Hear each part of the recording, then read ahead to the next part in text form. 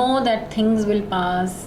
जिंदगी में phases होते हैं और वो गुजर जाते हैं. वो हर वक्त एक जैसा वक्त नहीं रहता. This too shall pass. This too shall pass. We don't believe in that.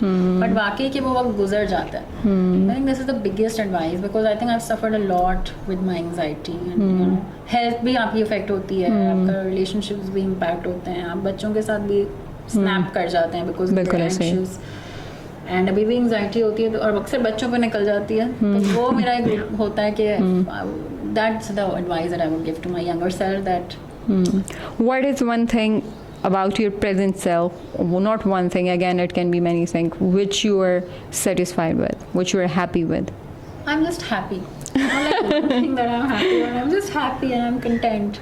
Alhamdulillah, that's a great thing. I'm very happy with. I have 2 kids, and I think वो मेरा बहुत fulfilling relationship है. And I know you love kids. I love kids, and I just love them. Yeah, I know that.